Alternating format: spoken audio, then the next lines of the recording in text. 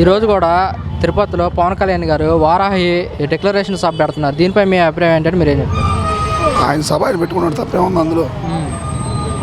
దానివల్ల ప్రాబ్లం ఏముంది? ఎవరికే ప్రాబ్లం లేదు కదా, ఏ పార్టీ వల్ల ప్రాబ్లం లేదు. ఆయన సభ పెట్టుకున్నాడు.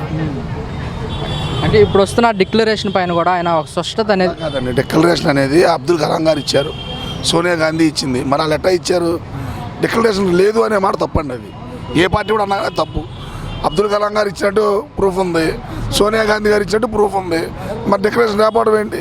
ఇప్పుడు వాళ్ళ అమ్మాయి ఇట్లా ఈ అమ్మాయిని చేసుకుని ఆయన ఇట్లా ఆమెను చేసుకున్నాడు, కూతురు పుట్టింది.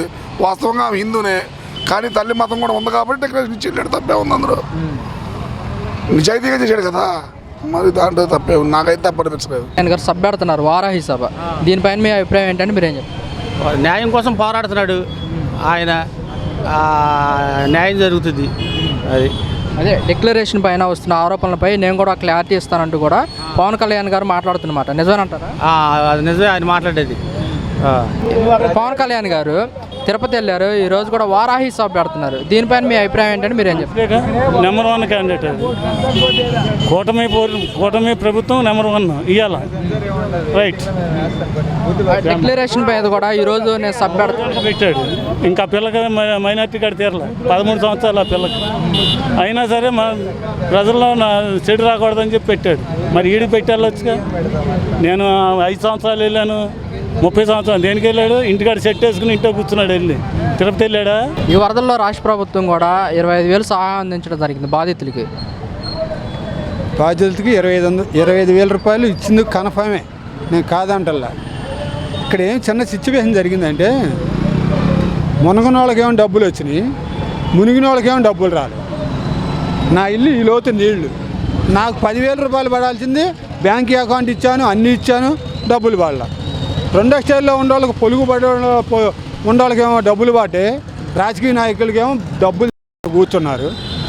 మాలాంటి అమాయకులేమో మెలకుండా డబ్బులు రాకుండా మేము కూర్చున్నాం, ఏడుతున్నాం మేము. అది పరిస్థితి. సచివాలయం దగ్గరికి వెళ్తే ఏం చెప్తున్నారు సచివాలయం సిబ్బంది? సచివాలయం సిబ్బంది చెప్పేదేమో వస్తాయి అంటారు. ఏంటి ఎవరో దానికి అక్కడేం మాకు సమానం చెప్పట్లా. వచ్చినాయి 25,000 రూపాయలు ఇచ్చారు, నేను ఒప్పుకుంటా. దానికి 10,000 ఇచ్చారు, ఒప్పుకుంటాను. మునిగిన వాళ్ళకేమో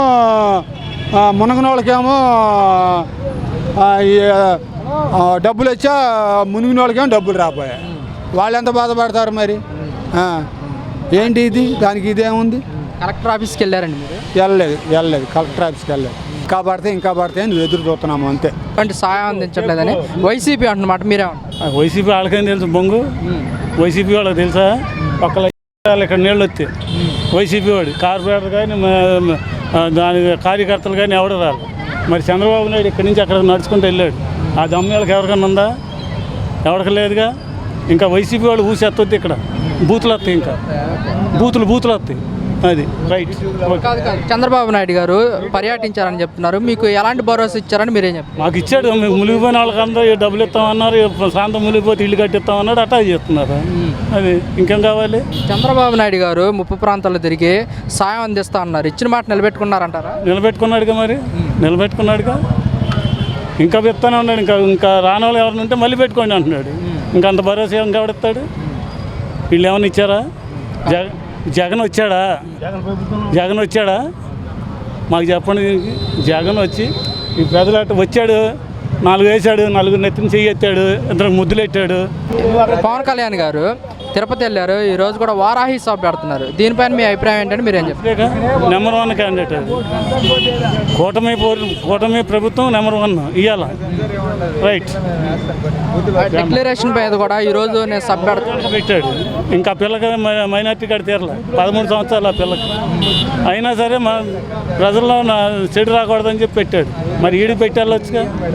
నేను 5 సంవత్సరాలు వెళ్ళాను, 30 సంవత్సరాలు దేనికి వెళ్ళాడు? ఇంటికాడ సెట్ వేసుకుని ఇంట్లో కూర్చున్నాడు. వెళ్ళి తిరుపతి వెళ్ళాడా?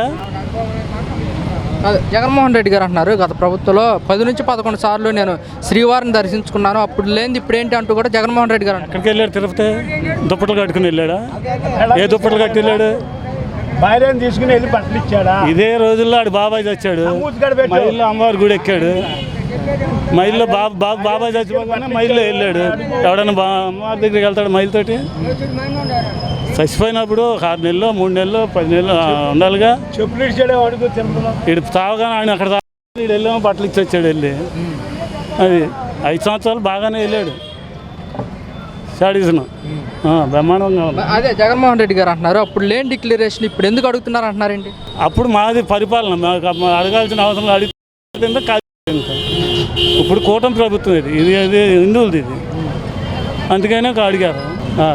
జగన్మోహన్ రెడ్డి గారు అంటున్నారు కూటమి ప్రభుత్వం అడ్డుకోవటం వల్లే మా పర్యటన రద్దయింది అంటున్నారండి. ఏమంటే చెప్పుకుంటాకే ఏముంది. ఇప్పుడు మేము చెప్పుకుంటాం మాకు డబ్బులు రాలేదురా దేవుడు అని, అంతే. ఎవడు అడ్డుకున్నాడు? ఈడే జడిసి వెళ్ళా కాదు, నోటీసులు ఇచ్చారు అందువల్లనే వెళ్ళలేదు అంటున్నారు. నోటీసు ఎవరిని వచ్చారా? చూపించమని తీసుకెళ్ళి మాకు ఎందుకు ఇచ్చారు నోటీస్ అని. ఆ నోటీసులు ఏముంది? ఆ ఫారం పూర్తి చేసి పైకి వెళ్ళమన్నాడు.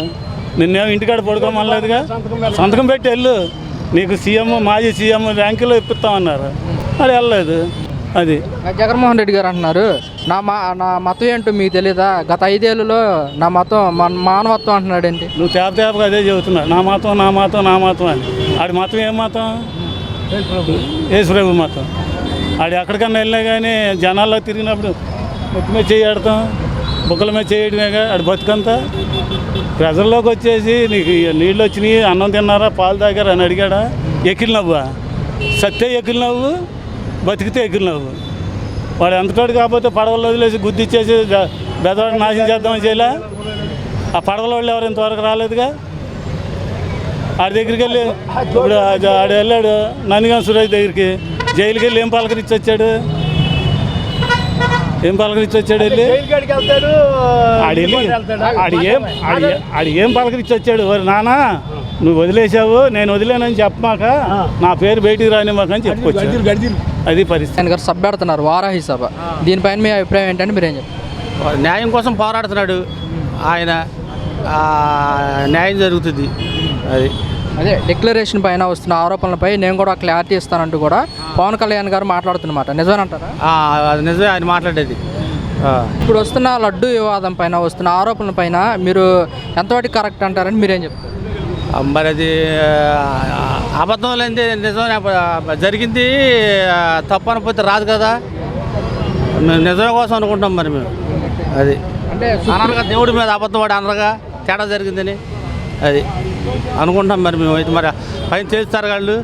అది సుప్రీంకోర్టు కూడా ఎలాంటి దీంట్లో ఎలాంటిది కల్తీ జరగలేదు, తప్పుడు ఆరోపణలు చేశారంటూ కూడా సుప్రీంకోర్టు చేసిన వ్యాఖ్యలు ఎలా చూస్తారు? అది అబద్ధమే జరిగింది, వాస్తవే ఉంటుంది. లడ్డు వివాదం తీర్పు ఇవ్వలేదు కదా ఇంకా, మరి ఇంకది అంటే ఆ కల్తీలో అలా జరిగే అవకాశం ఉందంటారా? అవకాశం మరి ఉందనేగా మరి వాళ్ళు అన్నది. మరి లేకపోతే అనరు కదా, మరి అవకాశం ఉందని ఎవరు అనుకోవద్దు. ఇప్పుడు దాకా చదవదు కదా మరి మనకు కూడా అవకాశం ఉండబట్టే అన్నది కదా అని అనుమానించి అది చెక్ జరిగింది అనుకోండి ఏదైనా తెలుస్తుంది.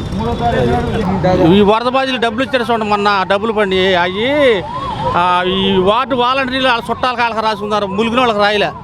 అది అంటే ప్రభుత్వం అందరికి కూడా సహాయం ఇచ్చింది అంటే బాధితులు అంటున్నారు మాకు ఇంకా డబ్బులు ప్రభుత్వం నుంచి వచ్చినాయి డబ్బులు. ఈ రాసే వార్డు వాలంటీర్లు ఉన్నారు చూడండా, వాళ్ళ చుట్టాలకు రాసుకున్నారు, నీళ్లు రానట్లు కూడా రాశారు. అది మా బాధకి అంతే, ఇంకేం లేదు. అది దేవుడు వరం ఇచ్చాడు, పూజారి ఇవ్వాలి కదా కింద. అది వీళ్ళు చేసిన తప్పు. ఈ వార్డు వాలంటీర్లు ఉన్నారు, ఈ వాలంటీర్లు ఈ వార్డు సచివాలయ వాలంటీర్లు రాసిన వాళ్ళు వాళ్ళతో తప్పు. ములగల ఇళ్ళకి కూడా డబ్బులు ఇచ్చారు వాళ్ళ చుట్టాల ఇళ్ళకి. అది మా ఇంటి ఎదురుగా చుట్టూ కూడా ములగల ఇళ్ళకి డబ్బులు ఇచ్చారు. ఆ 70 సచివాలయం ఉందా, ఆ 70 సచివాలయంలో వాళ్ళందరినీ సస్పెండ్ చేయమని చెప్పండి సీఎం గారికి. నా ఇంటి ఎదురుగా ములగనీళ్ళకి డబ్బులు ఇచ్చారు, మాది ములిగి నీళ్ళకి డబ్బులు ఇవ్వాలి. అది ఇంటి ఎదురుగా ఇల్లు ఎట్లా ములుగుతారు, అది ఎత్తులో ఉందా, మాది పొలంలో ఉందా. మా పూర్తిగా ములిపి మా సామానం తడిసిపోయింది, మాకు డబ్బులు ఇవ్వాల. వాళ్ళ డబ్బులు ఇచ్చారంటే వాళ్ళ చుట్టాలకు రాసుకున్నారన్నమాట వార్డు వాలంటీర్లు. ఆ 70 సచివాలయంలో వార్డు వాలంటీర్లు లేకపోతే నేను ఉండారంటే రాసినప్పుడు సచివాలయ ఉద్యోగస్తులు వాళ్ళే. మరి అది సచివాలయ ఉద్యోగస్తులు వాళ్ళని సస్పెండ్ చేసేమని చెప్పండి 70 సచివాలయ ఉద్యోగస్తుల్ని. అది వాళ్ళు రాయలే, కరెక్ట్గా రాయలే, మాకు డబ్బులు రాలా. మా ఇల్లు మొత్తం తడిసిపోయింది, మా సామాను మునిగిపోయింది, మొత్తం మునిగిపోయింది. మా ఇంటి ఎదురుగా పై స్టేర్లో ఉన్న డబ్బులు ఇచ్చారు. ఇది ఏమన్నారు వాళ్ళ సచివాలయ ఉద్యోగులు. ఆ 70 సచివాలయ ఉద్యోగం సస్పెండ్ చేసి సమాధానం చెబుతూ వెళ్తే ఏమీ లేదు, అసలు ఏమీ లేదు. ఈరోజు కూడా తిరుపతిలో పవన్ కళ్యాణ్ గారు వారాహి డిక్లరేషన్ సభ పెడుతున్నారు. దీనిపై మీ అభిప్రాయం ఏంటంటే మీరేం చెప్తారు? ఆయన సభ ఆయన పెట్టుకున్నాడు, తప్పేముంది అందులో? దానివల్ల ప్రాబ్లం ఏముంది? ఎవరికీ ప్రాబ్లం లేదు కదా, ఏ పార్టీ వాళ్ళకి ప్రాబ్లం లేదు. ఆయన సభ పెట్టుకున్నాడు. అంటే ఇప్పుడు వస్తున్న డిక్లరేషన్ పైన కూడా ఆయన ఒక స్పష్టత అనేది కాదండి, డిక్లరేషన్ అనేది అబ్దుల్ కలాం గారు ఇచ్చారు, సోనియా గాంధీ ఇచ్చింది. మరి వాళ్ళు ఎట్లా ఇచ్చారు? డిక్లరేషన్ లేదు అనే మాట తప్పండి. అది ఏ పార్టీ కూడా అన్నా కానీ తప్పు. అబ్దుల్ కలాం గారు ఇచ్చినట్టు ప్రూఫ్ ఉంది, సోనియా గాంధీ గారు ఇచ్చినట్టు ప్రూఫ్ ఉంది. మరి డిక్లరేషన్ లేకపోవడం ఏంటి? ఇప్పుడు వాళ్ళ అమ్మాయి ఇట్లా ఈ అమ్మాయిని చేసుకుని ఆయన ఇట్లా ఆమెను బతి చేసుకున్నాడు, కూతురు పుట్టింది. వాస్తవంగా ఆమె హిందూనే, కానీ తల్లి మతం కూడా ఉంది కాబట్టి డిక్లరేషన్ ఇచ్చేటాడు. తప్పే ఉంది అందులో, నిజాయితీగా చేశాడు కదా, మరి దాంట్లో తప్పే ఉంది. నాకైతే తప్పనిపించలేదు. అయితే జగన్మోహన్ రెడ్డి గారు అంటున్నమాట, గత 5 ఏళ్ళలో నేను 10 నుంచి 11 సార్లు శ్రీవారిని దర్శించుకున్నాను, అప్పుడు లేనిది ఇప్పుడు ఏంటి అంటారు? టీటీడీ ఈఓ గారు వచ్చి మీరు ముఖ్యమంత్రిగా పట్టు వస్త్రాలు సమర్పించాలని వాళ్ళు పిలిచారు. వాళ్ళు పిలిచారు కాబట్టి నేను వెళ్ళాడు.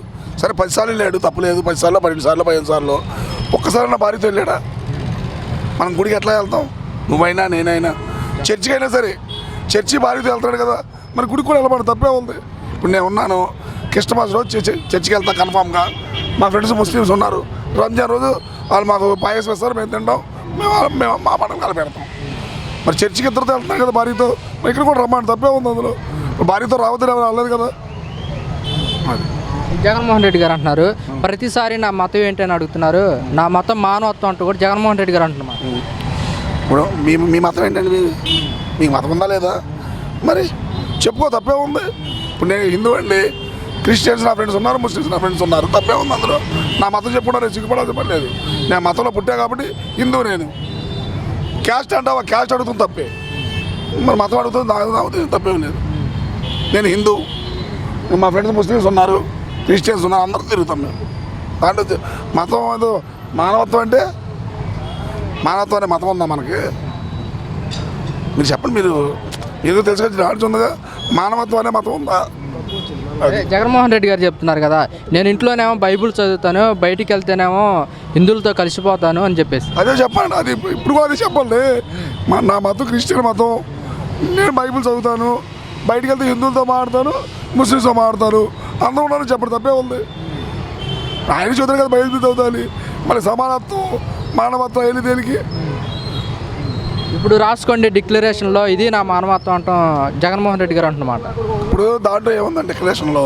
నేను దేవుడిని నమ్ముతాను, అంతకుమించి ఏం లేదు కదా. దాంట్లో మేమేమి ఎవరు పెట్టా కానీ నేను దేవుడు అంటే నాకు నమ్మకం ఉంది, గుడికి వెళ్తున్నాను, ఆ ఒక్క మాటే కదా. మరి దానికి కూడా ఆయన పెట్టినా అంటే మరి అర్థం చేసుకోవాలి మీరు. అంటే దేవుడు అంటే నమ్మకం లేకపోతే కదా ఆ మాట అన్నది. అయితే కూటమి నేతలు మొత్తం కూడా వైసీపీ వాళ్ళకి మధ్యరాత్రి నుంచే నోటీసులు ఇచ్చారు, పర్యటన అడ్డుకున్నారంటున్నారు. ఏమని ఇచ్చారు నోటీసులు? అంటే వైసీపీ వినండి, తిరుపతిలో మీరు మీ నాయకుడితో మాట్లాడడం తప్పలేదు. కొండ మీదకి వచ్చి రాజకీయం మాట్లాడద్దు, చేయొద్దు, గొడవలు చేయొద్దు, తప్పే ఉంది అందరూ. ఇప్పుడు కొండ మీద, ఇప్పుడు నేను వెళ్తానండి కొండ మీదకి, మీరు వెళ్తారు కొండ మీదకి అల్లరి చేయొద్దని చెప్పారు. అల్లరి చేసే వాళ్ళకి నోటీస్ ఇచ్చారు. తిరుపతిలో ఎంతమంది జనాభా ఉన్నారు? అందరికి ఇవ్వలేదుగా. సెలెక్టెడ్ పీపుల్స్కి ఎందుకు ఇచ్చారు? వీళ్ళు గొడవ చేస్తానికి సిద్ధంగా ఉన్నారు కాబట్టి వాళ్ళకి ఇచ్చారు. అయితే వైసీపీ అంటున్నమాట, మేమే అక్కడికి వెళ్తే వాళ్ళ బండారం మొత్తం బయటపడుతుంది, అందుకోసం ఆయన అడ్డుకున్నారంటున్నారు. ఏం బండారం ఏం పడుతుంది? వాళ్ళు ఏం తప్పు చేశారని? వాళ్ళు వచ్చి సంవత్సరం 100 రోజులు అయింది. 100 రోజులు ఈలోపు ఏమన్నా చేశారు వాళ్ళు? పాలక మండలి నియమించబడలేదు, మరి ఇంకేం చేశారు వాళ్ళు? ఒక ఈవో ఉన్నాడు, డిప్యూటీ ఈవో తప్పించి చైర్మన్ లేడు, పాలక మండలి సభ్యులు లేరు. ఏం బండారం బయటపడుతుంది? నీకు ఎంతో ఇష్టం లేదని చెప్పాలి. అది చెప్పండి, ఇవన్నీ నా తెలిసి అయితే కరెక్ట్ కాదు.